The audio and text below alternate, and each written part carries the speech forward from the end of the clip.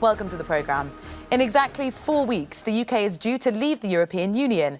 Those 28 days are likely to witness frantic negotiations in a bid to stave off a no-deal departure. And now, finally, the British Prime Minister, Boris Johnson, has delivered his highly anticipated Brexit proposals to Brussels. The new plans remove the controversial backstop, but create two types of borders, one on the Irish Sea and the other on the island of Ireland, as Euronews' Neil O'Reilly reports. Boris Johnson's Brexit plan involves a radical reworking of the backstop element of the deal agreed by his predecessor. That provision was intended to maintain an open border in Ireland. Dubbed two borders in 4 years, the new proposal is a radical reworking of the backstop.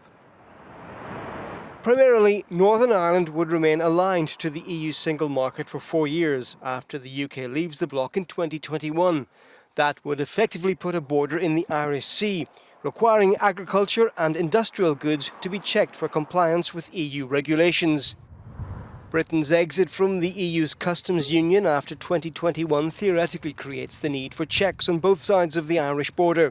But Downing Street insists these can take place electronically and at traders' or suppliers' premises. It calls for a firm commitment never to conduct checks at the border in future.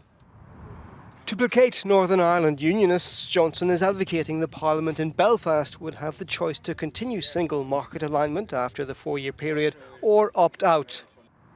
EU leaders have long been calling for Johnson to provide written alternative proposals to the backstop he wants removed. Now they have them, the Brexit saga moves on to another phase, with no deal still very much a possibility. Neil O'Reilly, Euronews. Well, speaking at the Conservative Party conference in Manchester, the Prime Minister, Boris Johnson, reiterated to supporters his commitment to leave the European Union on October the 31st. Let's get Brexit done on October the 31st. Let's get it done because of the opportunities that it will bring, not just to take back control of our money and our borders and our laws, to regulate differently and better, to take our place as a proud and independent global campaigner for free trade. Let's get it done because delay is so pointless and expensive and debilitating. Let's get it done because we need to build our positive new partnership with the EU. Well, let's have a look at how the British press is reacting to these plans this morning. First up, The Telegraph. A right-wing supporter of the Prime Minister has this headline: pressure on Dublin to back deal, of course referring to the need for the Irish government to support any new proposal. The Times says Brussels keeps Johnson guessing on Brexit deal.